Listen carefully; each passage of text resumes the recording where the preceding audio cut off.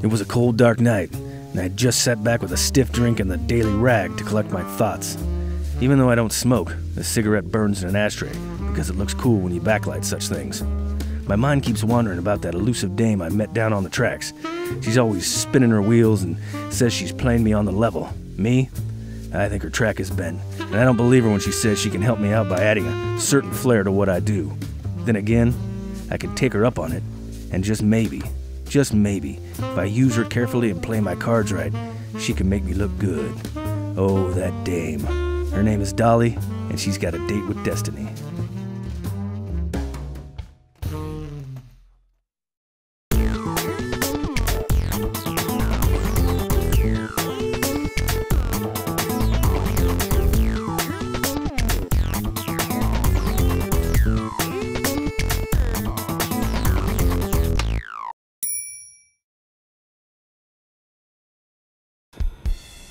You know, there's just something cinematic about a cool dolly or tracking shot. And throughout the history of film and TV, cameras have been mounted to nearly every imaginable form of transportation, from your wheelchairs to automobiles to office furniture to even homemade jobbers, all for the sake of adding a little cinematic flair to a production. Now, if you're like me and you've experimented with mounting your camera to anything with a set of wheels, you've probably seen how varied your results can be. Sometimes great, and other times too shaky. And unfortunately, if you're trying to pull off a cool dolly shot and it's done poorly, well, it just screams amateur. So let's have a look at some common mobile devices for moving your camera. Okay, Billy, you can go now. Thanks for the push. You bet, Ray. The good old wheelchair dolly. Probably one of the most handy and common items you can get for this. Didn't take me long to scrounge this one up, and it probably didn't take Robert Rodriguez long to figure out he could wrangle one of these up on the cheap and use it exclusively for his dolly moves in the low-budget feature El Mariachi. Now, one can question the steadiness and value one of these brings because, well, for one, they're not that steady. The camera person has to sit in the chair and mount the camera up on their shoulder and then bolster any moves the body makes while being pushed. Does it work?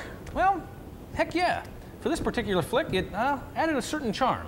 To make it work in your productions, well, think out your shots first, then practice, practice, practice.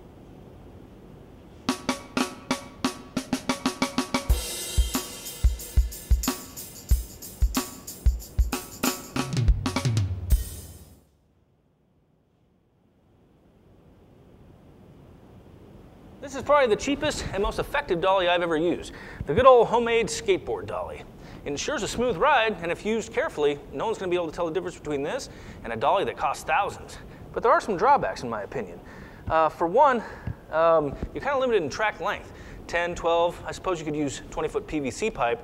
But if you use that creatively, well, you can probably get by with that. To me, the biggest drawback is its portability. Depending on what kind of vehicle you drive, hauling 10 or 20 foot of track around could be difficult. Also, the platform, it's kind of big and bulky, and it kind of weighs a little bit, so it's not really ideal for some of those of us who fly solo or who are always on the go. This, however, is ideal for those of us who are on the go. This particular dolly and track are what I've used for numerous stock footage shots and for other productions as well. It's called micro dolly, and it's perfect for those of us who do things on the cheap and who work alone. You see, to operate it, the camera and the tripod fit along this little dolly platform, and the camera operator would push or pull this thing by his or herself. It's very smooth, and it glides along the tracks really easily. Not to mention, if you ever want to take it with you. All right, fold up the tripod, disassemble that, fold it up, fold these like this, bend them down. All right, stack them up there, get them in the bag, la-da-da. You fold it up, and the whole thing fits in this soft case. Portable dollying and trucking moves with a little practice will have you looking like a pro. Now, speaking of dollying and trucking, we should probably shed a little light on the terminology of these camera moves. The terms dolly and truck are often used interchangeably. When you dolly, you physically move the camera forward or backward. Likewise, to truck means to physically move the camera straight to the left or to the right. If you've got a way of doing it, you can also do an arc move with the camera. If you're like me and you work 99% of the time by yourself and you want to pull off cool camera moves, well, then you need to get clever. Playing on the wall behind me here are a series of shots that I've done pretty much alone with that micro dolly setup that we talked about earlier. Now, this is another bit of shameless self-promotion, but if you look at these shots, well, they've all got something in common.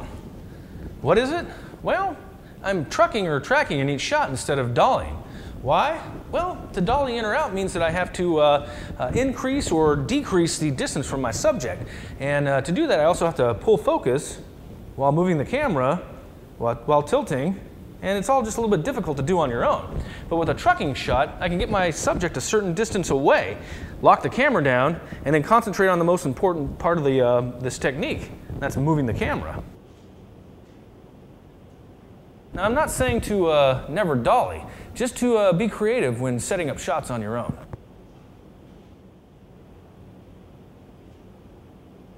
To illustrate a camera move using the trucking technique, I'm going to set up a little scene where the camera and the moves that I make with it play an important part in revealing things in the scene. It's going to help, not hinder the shot.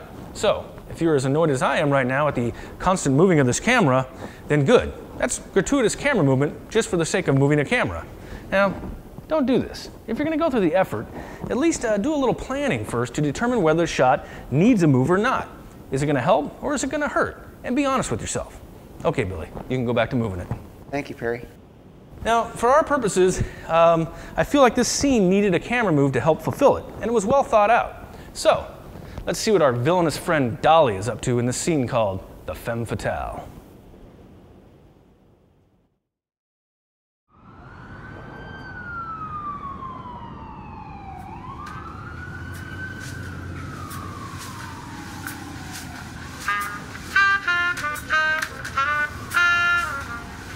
It was a night like no other.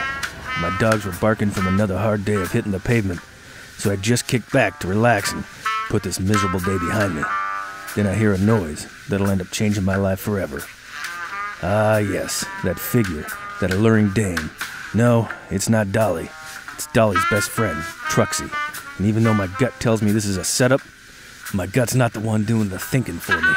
And seeing how I'm a sucker for a gal that moves side to side, the thought of a setup didn't seem that important.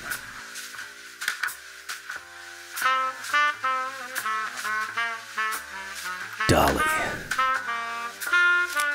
I knew Truxie was just a decoy.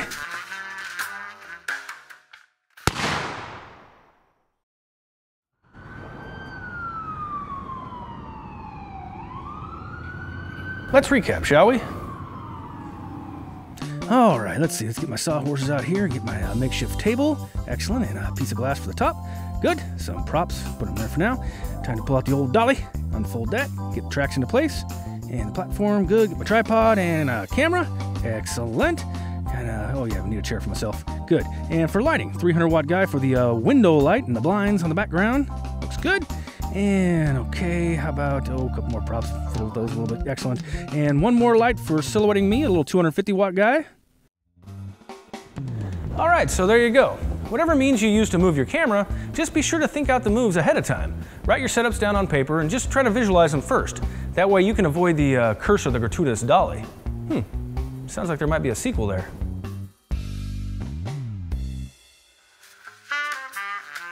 Well, that's about it for this week. Thanks a lot for watching. Good luck.